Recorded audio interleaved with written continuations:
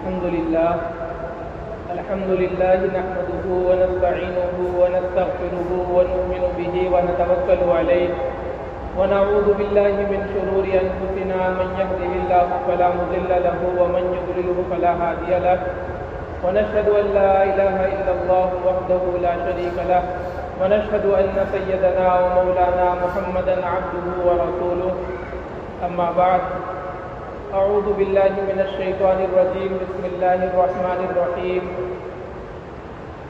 إن عدة الشهور عند الله 12 شهرا وقال النبي صلى الله عليه وسلم من صام يوما من المحرم فله بكل يوم 30 يوما أو كما قال عليه الصلاة والسلام۔ حضرات گرامی، جیسا کہ ہم سب کو معلوم ہے کہ اسلامک سال کا یہ سب سے پہلا مہینہ ہے اور اسلامک سال ذی الحجہ پر ختم ہو گئی اور محرم میں یہ سال کی ابتدا ہے اور سال کی شروعات ہے۔ اللہ تبارک و تعالیٰ نے اس آیت کریمہ کے اندر جو میں نے آپ کے سامنے پڑھی ہے، اس آیت پاک کے اندر اللہ تعالیٰ نے فرمایا کہ اللہ کے نزدیک مہینوں کی تعداد 12 ہے، یعنی اللہ تعالیٰ نے سال کے اندر 12 مہینے بنائے۔ آگے چل کے فرمایا منہا اربعۃ حرم، کہ ان 12 مہینوں میں سے 4 مہینے اللہ تعالیٰ نے حرمت والے بنائے، یعنی 4 مہینے ایسے ہیں جو افضل ہیں، اور ان 4 مہینوں کے اندر اگر کوئی بندہ عبادت کرتا ہے تو عبادت کا ثواب اسے زیادہ ملتا ہے۔ تو جب عبادت کا ثواب زیادہ ملے گا، اگر گناہ کرے گا تو گناہ کے اوپر جو جرم اللہ تعالیٰ سزا دیں گے وہ سزا بھی زیادہ دیں گے۔ مثال کے طور پر اللہ تبارک و تعالیٰ نے 1,24,000 انبیاء کرام کو بھیجا، لیکن سارے نبی ایسے نہیں ہیں کہ ایک ہی رتبے کے ہوں، ایک ہی درجے کے ہوں، سارے برابر ہوں، ایسا نہیں ہے۔ اللہ تعالیٰ نے پارے 3 کے اندر فرمایا تلک الرسل فضلنا بعضهم علی بعض، کہ ہم نے ان رسولوں کو ایک دوسرے کے اوپر فضیلت دی ہے۔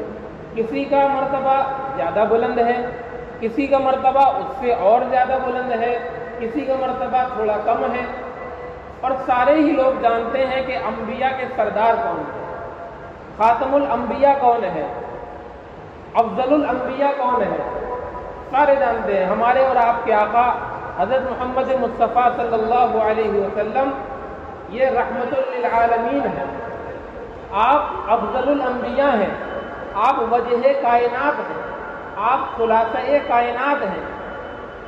آپ ہی کے صدقے میں اللہ تبارک و تعالیٰ نے اس دنیا کا نظام بنایا ہے، اس دنیا کو پیدا فرمایا ہے، اور اس دنیا کے اندر اللہ تعالیٰ نے یہ نظام قائم کیا ہے کہ چاند اور سورج کو دیکھ لیجیے، آپ اپنی ڈیوٹی ٹھیک طریقے سے کر رہے ہیں۔ اللہ تعالیٰ نے قرآن میں فرمایا کہ وہ اس کے اندر ذرہ برابر بھی کمی نہیں کرتے ہیں۔ اللہ تعالیٰ نے حکم دے دیا تو اپنے حکم کے اوپر وہ نکلتا ہے، طلوع ہوتا ہے۔ اللہ کا جب حکم ہوتا ہے وہ غروب ہو جاتا ہے۔ کبھی بھی ایسا نہیں ہوتا ہے کہ کوئی دن وہ چھٹی کا منائے یا کوئی دن وہ ذرہ برابر بھی تاخیر کر لیں، ایسا نہیں۔ اللہ تعالیٰ کی مخلوق ہے، اللہ تعالیٰ نے پیدا کیا، اللہ تعالیٰ نے کام پر لگا دیا۔ والشمس تجری لمستقر لها، کہ سورج کی جو منزلیں ہیں، جن منزل میں وہ چلتا ہے، اللہ تعالیٰ فرماتے ہیں وہ اپنی منزلوں کے اندر رواں دواں ہے، وہ چل رہا ہے، اپنا کام کر رہا ہے۔ تو اللہ تعالیٰ نے اس پوری دنیا کے نظام کو پیدا کیا حضور اکرم صلی اللہ علیہ وسلم کی وجہ سے۔ اللہ تعالیٰ کی مرضی اور منشا یہ تھا کہ مجھے نبی آخر الزمان کو اس دنیا کے اندر بھیجنا ہے۔ وہ نبی میرا محبوب ہے، میرا چاہنے والا ہے، میرا لاڈلا ہے، اللہ تعالیٰ کو منظور تھا۔ تو اللہ تبارک و تعالیٰ نے اس پوری دنیا کا نظام بنایا۔ حضرت آدم علیہ السلام کو پیدا فرمایا، حضرت آدم کی پسلی سے اماں حوا کو پیدا فرمایا۔ اللہ تعالیٰ نے جنت کے اندر ان کو رکھا، کیونکہ دنیا کے اندر بھیجنا تھا۔ تو اللہ تبارک و تعالیٰ نے شیطان کے ذریعے سے، شیطان نے حضرت آدم کو بہکایا آ کر کے، حضرت آدم علیہ السلام نے اما ہوا کے کہنے پر اللہ تعالیٰ نے جس شجر کو، جس درخت کو منع کرا تھا، اس درخت کا پھل کھا لیا۔ نتیجہ یہ ہوا کہ اللہ تبارک و تعالیٰ نے حضرت آدم کو حکم دیا کہ اے آدم، تم بھی اور حوا بھی اور شیطان، یہ سارے تینوں کے تینوں یہاں سے چلے جاؤ اور جا کر کے دنیا کے اندر رہو جاؤ۔ چنانچہ دنیا کے اندر رہنے لگے آ کر۔ حضرت آدم کے بعد میں تمام نبی آئے ایک ایک کر کے۔ امت کے اندر جب بھی کوئی گمراہی پھیلتی، لوگ گناہ کے اندر ملوث ہو جاتے، رسومات، بدعات اور خرافات کے اندر لگ جاتے، اللہ کی توحید کو بھلا دیتے، شرک کے اندر لگ جاتے، پوجا کرنے لگتے، اپنے ہاتھوں سے بت کو بناتے، اس کے سامنے سجدہ کرتے تھے۔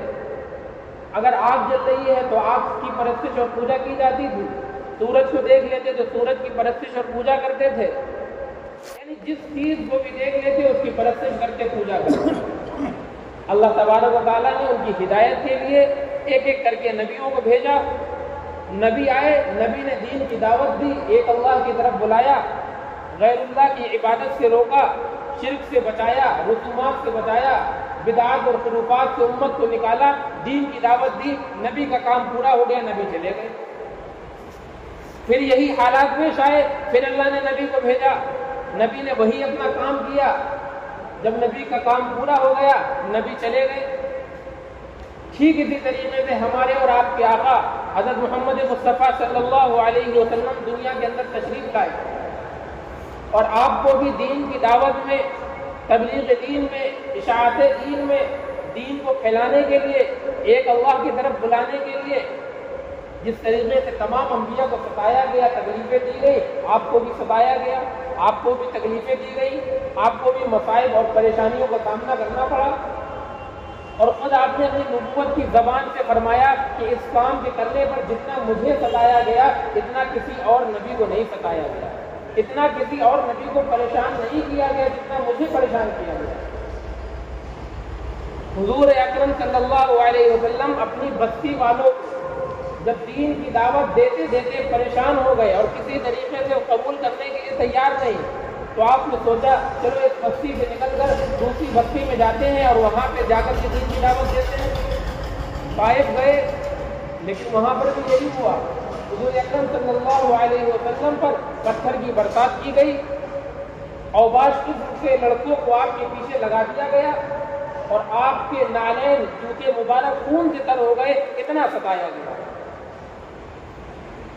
آپ علیہ السلام نے دین کا کام انجام دیا، قرآن پاک نازل ہوا آپ کے اوپر، آیت کریمہ آخری جو آئی الیوم اکملت لکم دینکم، کہ آج میں نے تمہارا دین کامل اور مکمل کر دیا، واتممت علیکم نعمتی، اپنی نعمتیں تمہارے اوپر کامل اور مکمل کر دی۔ اللہ کے نبی علیہ السلام کا بھی کام پورا ہو گیا، آپ علیہ السلام دنیا میں پردہ فرما گئے۔ اب اس دنیا کے اندر توحید سے جو لوگ دور ہو رہے ہیں، اور ہر گھر کے اندر شرک جو ہو رہا ہے، اور بدعات و خرافات اور رسومات ہمارے گھروں کے اندر دھیرے دھیرے آ رہی ہیں۔ اب چونکہ نبی تو آخری نبی تھے، نبی کے بعد کسی کو آنا نہیں، اب اس امت کی رہبری کون کرے گا؟ اب اس امت کو توحید کی طرف کون لائے گا؟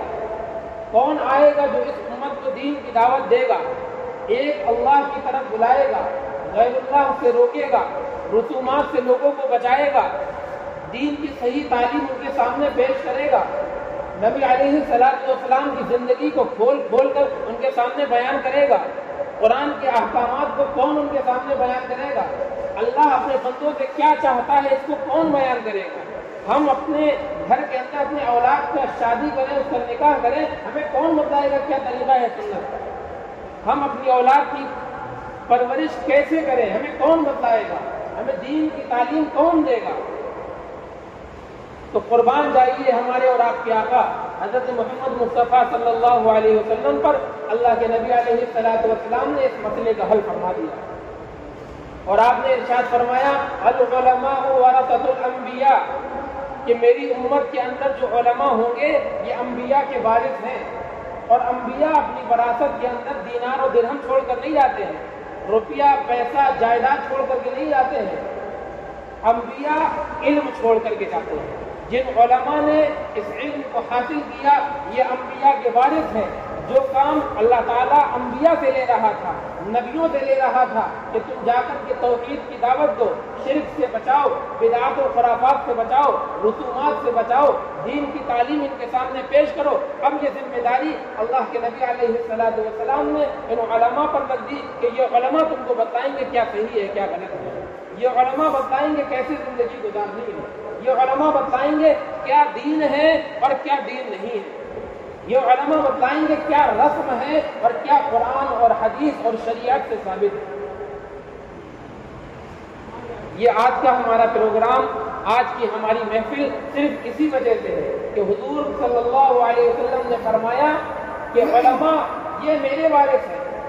تو اب یہ علماء بتلائیں گے، نبی تو نہیں رہے، اب یہ علماء نبی کی بات کو بتلائیں گے کہ نبی علیہ السلام نے اپنی احادیث مبارکہ میں کیا کہا ہے. اب یہ علماء بتائیں گے اللہ نے قرآن میں جس کو عربی زبان میں نازل کیا ہم سمجھ نہیں پاتے اسے، تو یہ علماء بتائیں گے قرآن کے اندر اللہ تعالیٰ اپنے بندوں سے کیا چاہ رہا ہے، اللہ تعالیٰ اپنے بندوں سے کیا کہنا چاہ رہا ہے، اللہ تعالیٰ اپنے بندوں سے کس چیز کا مطالبہ کر رہا ہے، اس کی کیا خواہش ہے کہ میرے بندے کس طریقے سے رہیں. اس نے تو ہمیں کھانے کے لیے تمام قسم کے کھانے دیے، پہننے کے لیے کپڑے دیے، رہنے کے لیے عالیشان گھر دیے، ہر طریقے کی راحت دی، ہر طریقے کی نعمت دی.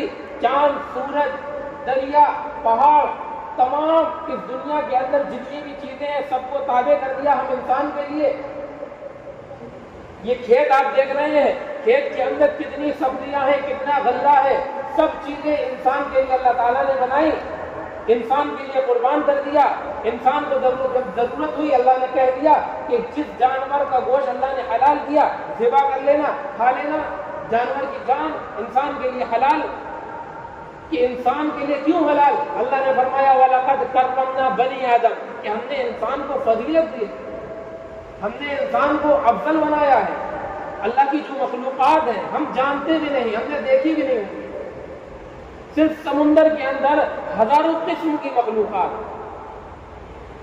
تمام مخلوقات کو، تمام جانوروں کو اللہ تعالیٰ نے انسان کی خدمت کے لیے پیدا کیا. لیکن اللہ بندوں سے کیا چاہ رہا ہے، انسان سے کیا چاہ رہا ہے؟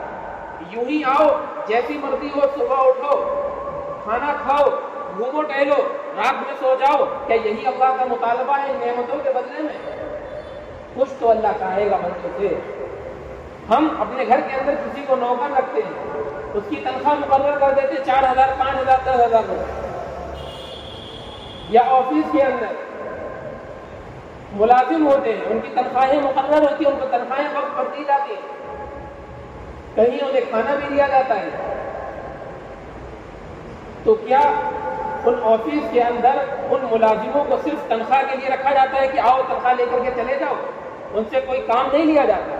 ہم اپنے گھر کے اندر خدام رکھتے ہیں، نوکر اور نوکرانی رکھتے ہیں کہ ہم ان سے کوئی کام نہیں لیتے. یقیناً لیتے ہیں. اگر ہم ان کو پیسہ دیتے ہیں، اگر ہم ان کو روزی دیتے ہیں، اگر ہم ان کو کھانے اور پینے کے لیے کچھ دیتے ہیں، ہمارا مطالبہ بھی ان سے کچھ ہوتا ہے. تو اللہ تبارک و تعالیٰ نے فرمایا ان اللہ اشترى من المؤمنین انفسهم واموالهم بان لهم الجنہ، کہ اللہ تعالیٰ نے انسانوں کی جان کو بھی لے لیا، انسانوں کے مال کو بھی لے لیا، اور بدلے میں ان کو جنت دی ہے کہ میرے پاس جب آؤ گے ہم تمہیں جنت دیں گے. لیکن تمہیں اپنی جان مجھے دینی ہوگی، تمہیں اپنا مال مجھے دینا ہوگا. یعنی جیسے ہم بتلائیں گے وہ تمہیں کام کرنا پڑیں گے، جو ہم بتلائیں گے وہ تمہیں کام کرنا پڑیں گے. جہاں ہم بتلائیں گے مال دینے کے لیے تمہیں وہاں مال دینا ہوگا. اگر تم نے یہ 2 کام کر لیے تو اللہ تعالیٰ نے وعدہ فرمایا کہ جنت تمہارے لیے. تو اب ہم صرف یہاں پر یہ بتانا چاہتے ہیں کہ ہمارا جو اسلامک نیا سال شروع ہوا ہے، ذی الحجہ میں سال کا اختتام ہو گیا، اب نیا سال جو آیا ہے، اس نئے سال کے اندر، اس نئے مہینے کے اندر اللہ کے نبی علیہ السلام نے کیا احکام دیے ہیں، اللہ تبارک و تعالیٰ نے کیا احکام دیے ہیں، اللہ تبارک و تعالیٰ نے قرآن پاک کے ذریعے سے ہمیں کیا پیغام دیا ہے. تو میں نے آپ کو بتایا کہ اللہ تعالیٰ نے انبیاء کو پیدا کیا، انبیاء میں بھی فرق مراتب رکھے ہیں، اور سب سے بڑا مرتبہ ہمارے اور آپ کے آقا کا.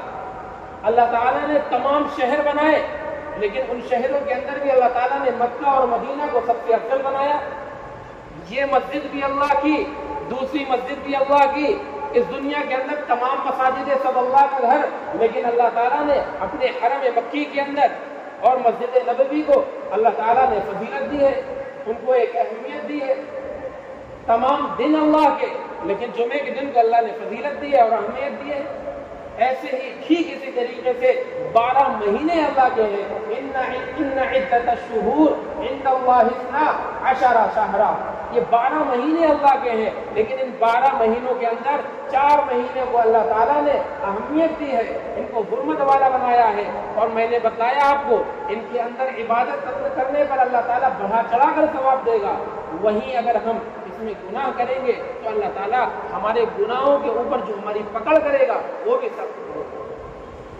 چنانچہ اس مہینے کے اندر اللہ کے نبی علیہ السلام نے ارشاد فرمایا، جو میں نے آپ کے سامنے احادیث پاک پڑھی ہے، اللہ کے نبی علیہ السلام فرماتے ہیں کہ یہ ماہ محرم اتنی اہمیت کا حامل مہینہ ہے کہ من صام یوما من المحرم،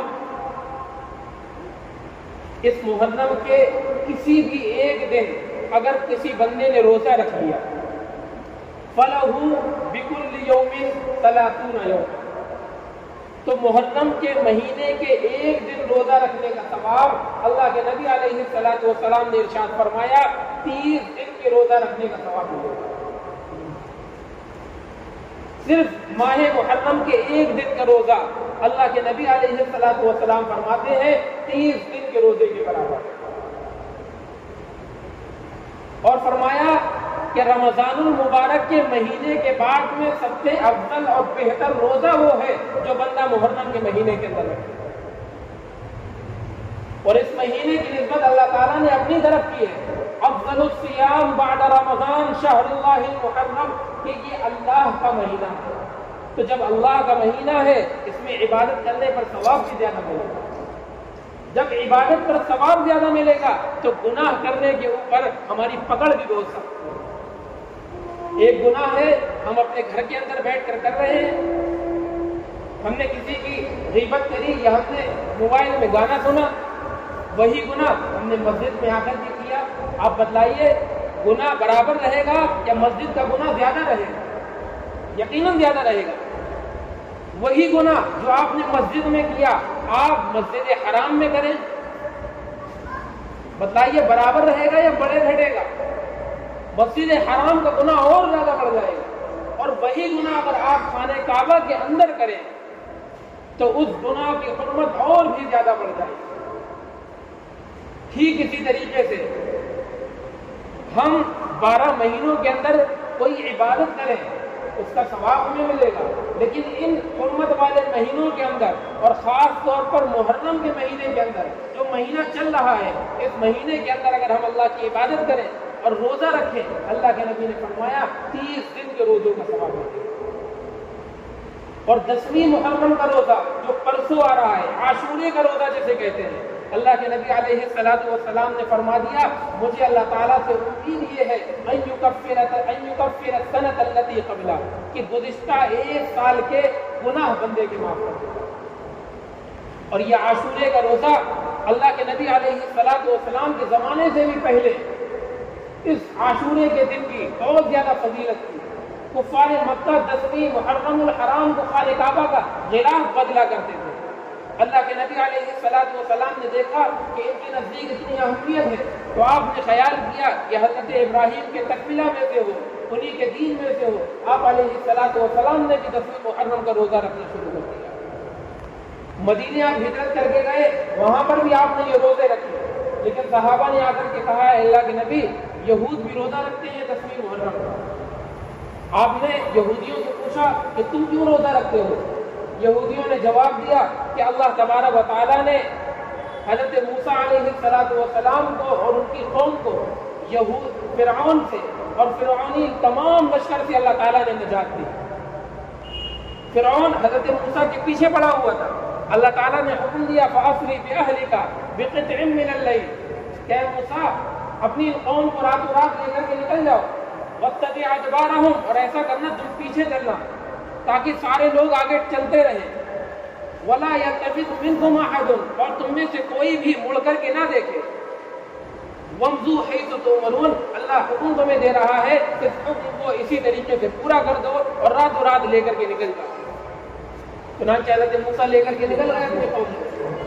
فرعون کو معلوم چل گیا، فرعون اپنے تمام لشکروں کے ساتھ حضرت موسیٰ علیہ السلام کا پیچھا کرنے لگا۔ حضرت موسیٰ علیہ السلام اور ان کی قوم آگے ہے، پیچھے فرعون کا لشکر ہے، سامنے دیکھتے ہیں دریا آ جاتا ہے۔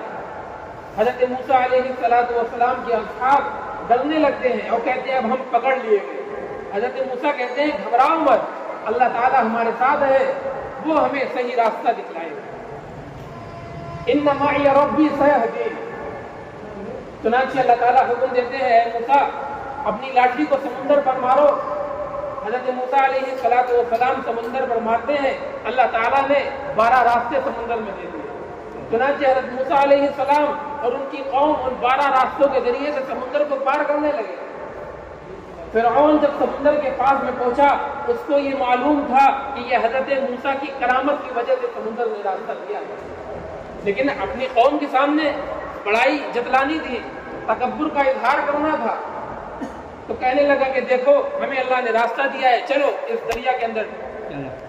جیسے ہی دریا کے اندر گئے، بیچوں بیچ دریا میں پہنچے، حضرت موسیٰ پوری دریا پار کر چکے تھے، اللہ نے حکم دیا، دریا بیچ سے مل گئی آ کر کے، فرعون اور فرعون کا تمام لشکر غرق آگ ہو گئے، اور اللہ نے فرما دیا فَالْيَوْمَ نُنَجِّيكَ بِبَدَنِكَ لِتَكُونَ مِنَ الْخَلْفِ کا آیا کہ ہم فرعون کے بدن کو، اس کے جسم کو قیامت تک لوگوں کے لیے عبرت اور نشانیاں بنا دیں گے، بعد میں آنے والی دنیا کے لیے عبرت اور نشانی بنا دیں گے۔ چنانچہ فرعون کی لاش کو، اس کے جسم کو زمین نے اپنے اندر رکنے نہیں دیا، پانی نے اپنے اندر سمایا نہیں، باہر نکال دیا، نہ زمین نے اس کو نکلا نہ پانی نے اندر سمایا، باہر نکال دیا، اور فرعون کی لاش ٹھیک اسی طریقے سے آج بھی رکھی ہوئی ہے لوگوں کی عبرت کے لیے۔ تو یہود نے فرمایا حضرت موسیٰ علیہ السلام نے، وہ 10 محرم کا دن تھا، انہوں نے شکرانے کے طور پر روزہ رکھا تھا، ہم لوگ بھی روزہ رکھا کرتے ہیں۔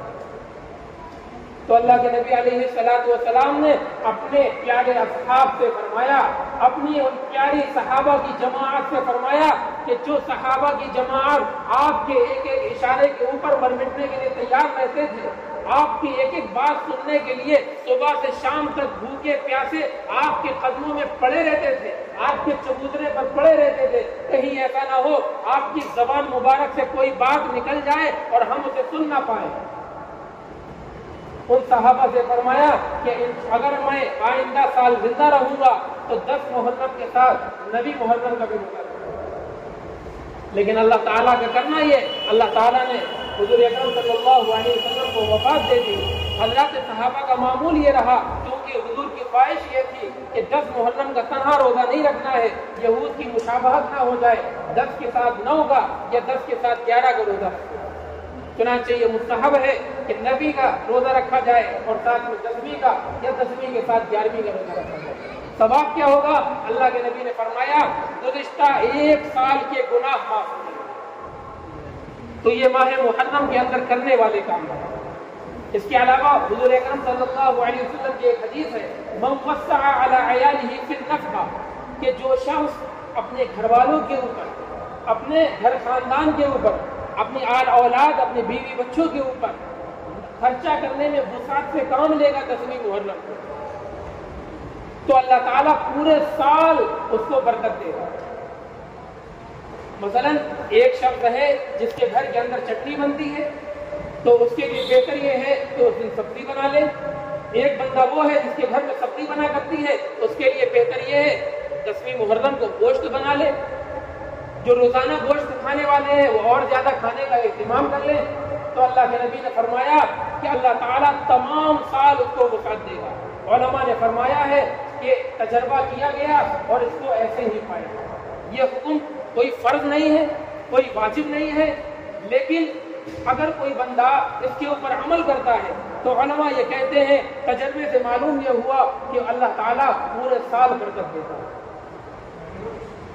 تو میں نے بتایا کہ محرم کے مہینے کے اندر اگر ہم عبادت کریں گے اللہ تعالیٰ عبادت کا ثواب زیادہ دے گا. خاص طور پر روزے رکھنا رمضان المبارک کے مہینے کے بعد میں یہ روزہ سب سے زیادہ افضل روزہ ہے. اس کے علاوہ اپنے بیوی بچوں کے اوپر خرچہ کرنا اور اچھا کھانا بنانا اللہ کے نبی نے فرمایا پورے سال برکت ہوگی. تو محرم کا مہینہ عبادت کا مہینہ ہے, محرم کا مہینہ عبرت کا مہینہ ہے. محرم کا مہینہ یہ غم کا مہینہ نہیں ہے, یہ سوگ کا مہینہ نہیں ہے, یہ ماتم کا مہینہ نہیں ہے, یہ اس کا مہینہ نہیں ہے کہ ہم اس مہینے کے اندر اپنے بھائیوں کی اپنے بچوں کی نکاح نہ کریں اور کہہ دیں کہ یہ متو ماتم کا مہینہ ہے, یہ تو غم کا مہینہ ہے, یہ تو کالا لباس پہننے کا مہینہ ہے, یہ تو شربت تقسیم کرنے کا مہینہ ہے, یہ تو کھچڑا پکوانے کا مہینہ ہے. نہیں نہیں نہیں, یہ مہینہ عبادت کا مہینہ ہے, یہ مہینہ عبرت کا مہینہ ہے. اللہ کے نبی علیہ الصلوۃ والسلام کی خواہش اور تمنا یہ رہتی تھی کہ مجھے اللہ کی راہ میں قتل کر دیا جائے, شہید کر دیا جائے, مار دیا جائے, پھر میری خواہش یہ ہے اللہ مجھے دوبارہ زندگی دے دے اور پھر مجھے اللہ کی راہ میں قتل کر دیا جائے. ثم احیا ثم اقتل ثم احیا ثم اقتل. شہادت کی اللہ کے نبی علیہ الصلوۃ والسلام نے تمنا کی تھی, لیکن اللہ تعالیٰ کی حکمت یہ تھی کہ اللہ تعالیٰ نے شہادت نہیں دی. سیدنا عمر فاروق رضی اللہ تعالیٰ عنہ کو اللہ تعالیٰ نے یکم محرم کو شہادت دی. حضرت عمر فاروق نے اللہ تعالیٰ سے رو رو کر دعاؤں میں مانگا تھا, اللہم ارزقنی شہادتا فی سبیلک واجعل موتی فی بلد رسولک. اللہ مجھے اپنے راستے میں شہادت عطا کر اور اپنے نبی کے اس مبارک شہر کے اندر مجھے موت عنایت فرما. صحابہ اس کا تصور نہیں کر سکتے تھے کہ نبی کے روضے کے اندر اور نبی کے شہر کے اندر جب اسلامی حکومت اتنی پھیل چکی ہے اور خود عمر کی حکومت 22 لاکھ مربع میل کے اوپر حکومت جو بندہ کر رہا ہو, اس کو اس حرم کے اندر موت دے دی جائے, شہید کر دیا جائے, ایسا کیسے ہو سکتا ہے؟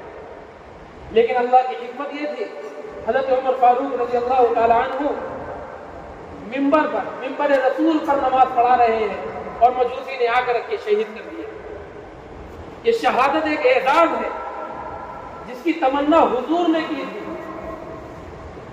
اور یہی وہ شہادت ہے کہ حضور اکرم صلی اللہ علیہ وسلم کے نواسے, حضور اکرم صلی اللہ علیہ وسلم کے پیارے نواسے جن کے ہونٹ مبارک کو حضور اکرم صلی اللہ علیہ وسلم نے اپنے ہونٹ مبارک سے لگا کر کے چوسا ہو, اپنے لعاب دہن کو ان کے منہ کے اندر ڈالا ہو, اس نواسے کو کہ حضور اکرم صلی اللہ علیہ وسلم ممبر پر کھڑے ہو کر کے خطبہ دے رہے ہیں, آیت کریمہ پڑھ رہے ہیں, دیکھا ان کے وہ نواسے ایک لباس میں لپٹے ہوئے آ رہے ہیں, لباس تھوڑا لمبا ہے, کبھی گرتے ہیں, کبھی کھڑے ہوتے ہیں, پھر گرتے ہیں, پھر بڑھتے ہیں. حضور اکرم نے خطبے کو روک دیا, جا کر کے اپنے دونوں نوازوں کو اٹھایا اور اٹھا کر کے لے آئے, کہا انما اموالکم واولادکم فتنہ. مجھے خطبہ نہیں خط کرنا چاہیے تھی, لیکن اللہ نے فرمایا مال اور اولاد کو یہ فتنہ ہے, یہ آزمائش کی چیز ہے.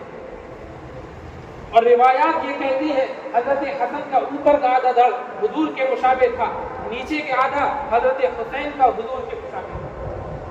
لیکن اس کے باوجود 10ویں محرم اتنی افضلیت والی تاریخ ہے, اتنی فضیلت والی تاریخ ہے. اللہ تعالیٰ نے حضور اپنے شہید نبی کے شہید نوازے کو اس بابرکت مہینے کی سب سے افضل تاریخ کے اندر شہادت دی ہے, انہیں اعزاز بخشا ہے اور شہیدوں کے بارے میں کہہ دیا کہ یہ زندہ ہے اور کوئی اس کی جسارت نہ کر لے کہ کسی بھی شہید کو مردہ کہہ دے. وَلَا تَقُولُوا لِمَنْ يُقْتَلُ فِي سَبِيلِ اللَّهِ أَمْوَاتٌ.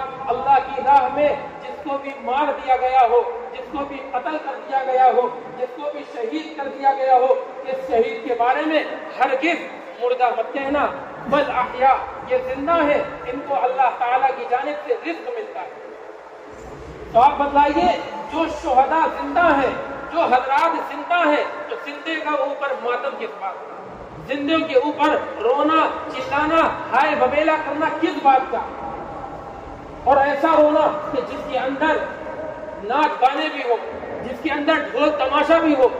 جو نبی ان آلات کو ختم کرنے کے لیے آیا تھا, جو نبی ان آلات کو جڑ سے مٹا دینے کے لیے آیا تھا، اپنے صحابہ سے کہتے ہیں ڈھول کی آواز آ رہی ہے، کانوں پر ہاتھ لگا دیا، انس بتلاؤ اب آواز تو نہیں آ رہی؟ کہتے ہیں ہاں ابھی آ رہی ہے۔ پھر آگے چلے ہیں، کان پر ہاتھ رکھے ہیں، پوچھا انس بتلاؤ اب تو نہیں آ رہی؟ انس نے کہا نہیں آ رہی۔ تب جا کر کے اپنے کان سے ہاتھ کو ہٹایا۔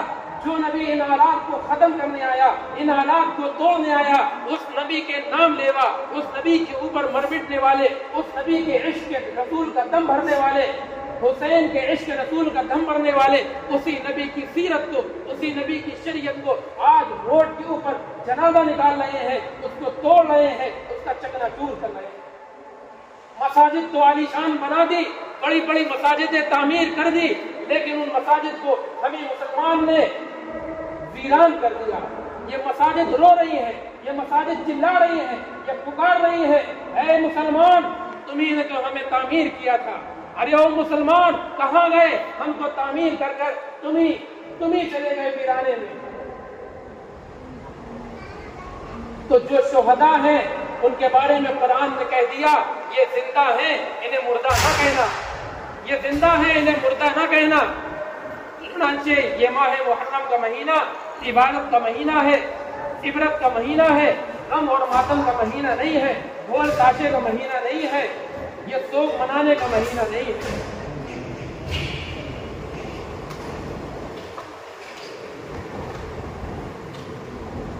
اللہ تبارک و تعالیٰ نے جو حضرات کو شہادت دی ہے، اگر ان کی شہادت کے اوپر سوگ منایا جانے لگا، غم منایا جانے لگا، تو یاد رکھیے گا کوئی تاریخ ایسی نہیں رہے گی کہ اسلام کے اندر حضرات صحابہ نے یا اسلام کے اوپر من مٹنے والوں نے اپنے خون کا نذرانہ نہ پیش کیا۔